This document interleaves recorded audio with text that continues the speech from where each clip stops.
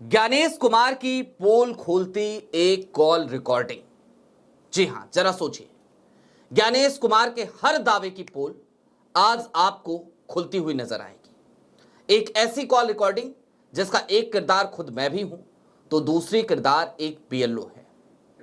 और हकीकत ये कि आज की तारीख में एसआईआर को लेकर जो जल्दीबाजी ज्ञानेश कुमार कर रहे हैं, दरअसल उन्हीं के बीएलओ आज आपको यह बताएंगी कि ज्ञानेश कुमार को जमीन की कोई सच्चाई नहीं पता।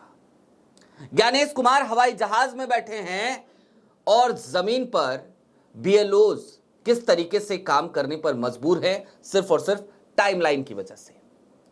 इसके साथ ही साथ भारतीय जनता पार्टी के बड़े नेता हैं, उन्होंने भी कल की तारीख में चुनाव आयोग के खिलाफ एक मोर्चा खोल दिया था, लेकिन आज की तारीख में ट्वीट डिलीट कर भाग गए। क्यों भागे, इसकी भी समीक्षा करेंगे। राहुल के एक एक आरोप क्या आज की तारीख में सही साबित हो रहे हैं क्या? सारी बातें जरा विस्तार से। नमस्कार, मैं स्वप्निल और आप मुद्दा देख रहे हैं। दोस्तों, आगे बढ़ें उससे पहले वही छोटी सी अपील। मुद्दा इन दिनों एक गंभीर आर्थिक संकट से जूझ रहा है। एक तरफ हमारे बैंक अकाउंट्स की कुछ दिक्कतें चल रही हैं, दूसरी तरफ हमारे 2.5 साल पुराने चैनल को लंबे समय तक बंद करके रखा गया, हमसे छीन लिया गया। हालांकि सत्य की जीत हुई, हमारा चैनल पुराना वाला भी वापस आ चुका है, लेकिन हां, रेवेन्यू पर एक बुरा असर पड़ा और आज की तारीख में डे टू डे ऑपरेशंस में मुद्दा को काफी मुश्किलों का सामना करना पड़ता है। लिहाजा आपसे अपील है, यदि आप चाहें, यदि आप सक्षम हो तो छोटी छोटी मदद मुद्दा की जरूर कीजिएगा, ताकि हम बेबाकी के साथ इसी तरीके के उधेड़बुन लगातार करते रहें, सत्ता से सवाल करते रहें, लूप होल्स पर सवाल उठाते रहें। अब ज्यादा वक्त ना लेते हुए मैं आपको एक कॉल रिकॉर्डिंग सुनाना चाहता हूं। हेलो। हाँ जी, फोन किया था आपने? हाँ जी मैम, फोन किया था। ये वोटर वेरिफिकेशन के लिए कहीं आना पड़ेगा क्या? क्या चीज? वोटर वेरिफिकेशन के लिए कहीं आना पड़ेगा क्या? बात कर रहा हूँ एक्चुअली। हाँ, आना पड़ेगा। क्या नाम है आपका? स्वप्निल स्वप्निल श्रीवास्तव। हाँ, यहाँ स्कूल में। मैम, एक्चुअली हमसे तो ये कहा गया था हर जगह कि बीएलओ जो है वो खुद आएंगे और आकर भैया, के आप वेरीफाई। स्कूल में आके स्थिति देख लो। अगर हम खुद घर घर जाते हैं तो 2-4 लोग का एक दिन में हो पाता है। हाँ, हम ये फील्ड बात में तो भी है। रहे, ठीक है, और यहाँ पे मैक्सिमम लोगों का सारी बीएलओ बैठी हैं।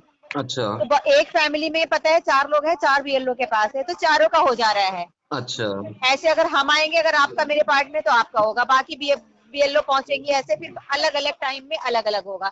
ऐसे यहाँ सारे लोग बैठे हैं तो सारों नहीं का। नहीं नहीं नहीं, हाँ सुधा जी, मैं हाँ जी। आपको कुछ कह ही नहीं रहा। हाँ नहीं, मैं बता रही हूँ, हम तो मैं फील्ड में भी गए लेकिन उससे काम बन नहीं रहा था। नहीं बन पा रहा है ना। हाँ, एक्चुअली नहीं बन एक्चुअली पा रहे। वही वही तो दिक्कत है। आपके ज्ञानेश कुमार जी कुछ और कह रहे हैं, जमीन की स्थिति उनको पता नहीं है।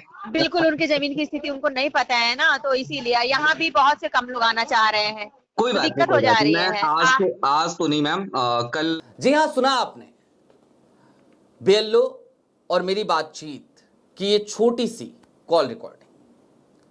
हालांकि बहुत हद तक संभव है कि इस कॉल रिकॉर्डिंग के मंजरे आम पर आने के बाद सबसे छोटे सिपाहियों को ही शहीद कर दिया जाए, उन्हें बलि का बकरा बना दिया जाए। लेकिन फिर भी ये कॉल रिकॉर्डिंग मैंने आपके साथ इस जोखिम को उठाते हुए साझा करी। दिल नहीं मान रहा था, फिर भी करना पड़ा। और क्यों करना पड़ा, जरा उसको समझिए। एसआईआर को लेकर सुनवाई चल रही है सुप्रीम कोर्ट में, तो मैं चाहता हूं सुप्रीम कोर्ट में भी जरा ये कॉल रिकॉर्डिंग पहुंचे।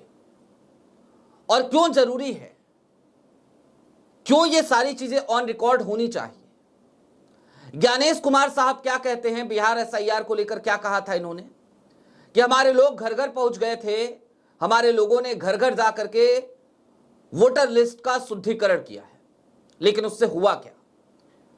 कई ऐसे मतदाता हमें बिहार चुनाव में नजर आए जो उत्तराखंड में भी डाल चुके थे वोट, जो दिल्ली में भी डालते हैं, जो वहां भी डालते हैं।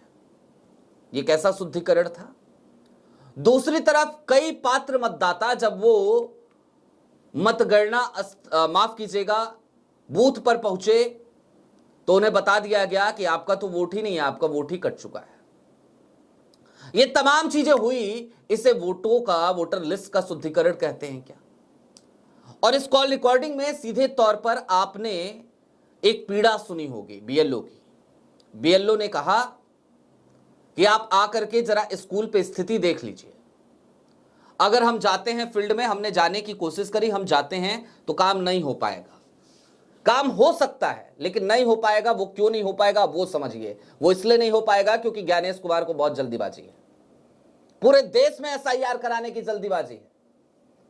पता नहीं पूरे देश में कौन सी वोटर लिस्ट बनवाना चाहते हैं। क्या वो वोटर लिस्ट बनवाना चाहते हैं जो वोटर लिस्ट सूट करे सत्ताधारी दल को? अगर ऐसा चाहते हैं तो बता दीजिए ज्ञानेश जी। और नहीं चाहते हैं तो बीएलओज को इतना लिमिटेड टाइम क्यों दिया जा रहा है, इतनी जल्दीबाजी क्यों की जा रही है कि बीएलओज घर घर जाकर के वोटर वेरीफाई नहीं कर पाए? आपको सिर्फ और सिर्फ नियम कायदे बना देने हैं। फॉलो किसे करना पड़ेगा? बीएलओज को। और बीएलओज फॉलो कर पाएंगे क्या? उनके पास कितने संसाधन हैं ये सारे काम करने के लिए? जवाब है कुछ भी नहीं।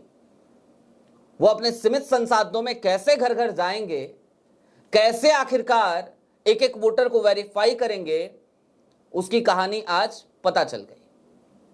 और इसलिए पता चल गई क्योंकि मेरे पास फोन आया, और जब मेरे पास फोन आया तो मैं शॉक्ड हो गया, और जब मैं शॉक्ड हुआ तो मैंने कॉल बैक किया, और कॉल बैक किया तो सारी कहानी खुल गई।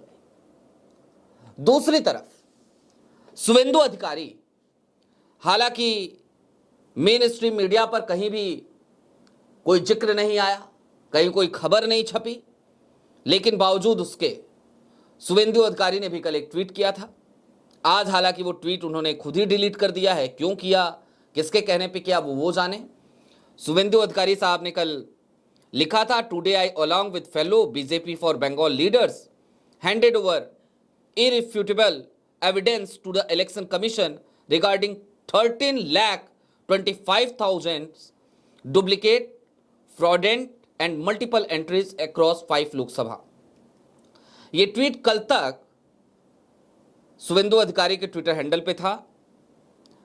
आज ये ट्वीट वहां से डिलीट हो चुका है, लेकिन शुक्र है कि इस ट्वीट को मैंने किसी को फॉरवर्ड किया था और उस ट्वीट का स्क्रीनशॉट मेरे पास पड़ा हुआ है, उस फॉरवर्ड का। इसके साथ ही साथ कल की तारीख में शुवेंदु अधिकारी ने भी इलेक्शन कमीशन पर, निर्वाचन आयोग पर यही आरोप लगाए थे। बांग्ला के कई वेबसाइट्स पर वो खबरें छपी और उसमें उन्होंने ये आरोप लगाए कि दरअसल ये जो वोटर लिस्ट है ना, इस वोटर लिस्ट में आज की तारीख में जो वोटर वेरिफिकेशन हो रहा है, जो एसआईआर हो रहा है, उसमें बड़ी गलती हो रही है। क्या गलती हो रही है? तो गलती ये हो रही है कि बीएलओज घर घर नहीं जा रहे हैं, एक ही जगह पे बैठ जा रहे हैं, वहीं से वोटर वेरीफाई कर रहे हैं। ये आरोप कल के शुवेंदु अधिकारी के हैं। भारतीय जनता पार्टी के नेता हैं शुवेंदु, पश्चिम बंगाल से आते हैं। और इसके ठीक बाद क्या हुआ, सीईओ वेस्ट बंगाल यानी chief electoral officer West Bengal के ट्विटर हैंडल पे चले जाइए कल की तारीख में। इस आरोप लगने के बाद, ये खबरें बांग्ला की कई वेबसाइट पे छपने के बाद, तो आप पाइएगा कि सीईओ वेस्ट बंगाल के ट्विटर हैंडल से हर 3 मिनट, औसतन 3 मिनट के बाद एक एक पोस्ट की गई। इतनी तेजी आज तक किसी भी इलेक्शन कमीशन के ट्विटर हैंडल पे हमने नहीं देखा था। और क्या ट्वीट किया जाता था? वीडियोज कि यहां पे बीएलओज ये कर रहे हैं, वहां पे बीएलओज वो कर रहे हैं, वहां पे बीएलओज वो कर रहे हैं। कुल मिलाकर शुवेंदु अधिकारी को भी कल ज्ञानेश कुमार के अधिकारी ये बताने लगे थे कि आपके आरोप मिथ्या आरोप हैं। हालांकि खुलकर नहीं बोला। राहुल गांधी होते, कोई और नेता होता तो खुल करके main election commission of India की तरफ से चिट्ठी जारी हो गई होती। शुवेंदु अधिकारी ये 13 लाख जो फर्जी वोट बता रहे हैं, इनसे एफिडेविट भी नहीं मांगा गया है अभी तक। चाहते तो ज्ञानेश कुमार जी एफिडेविट इनसे भी मांगते, लेकिन अभी तक नहीं मांगा है। वो 13 लाख का पूरा गट्ठर लेकर के गए हैं वीडियो में अपने, लेकिन एफिडेविट मांगेंगे क्या ज्ञानेश कुमार? जवाब है नहीं। अब दोस्तों यहां पे कुछ बातें समझने की जरूरत है, उनको जरा क्विकली समझ लीजिए। पहली बात तो ये कि ज्ञानेश कुमार का ये कहना कि मतदाता सूची के शुद्धिकरण की ये प्रक्रिया है एसआईआर, मैं भी मानता हूं होनी चाहिए। मतदाता सूची का शुद्धिकरण होना चाहिए, लेकिन इसकी एक टाइमलाइन भी होनी चाहिए।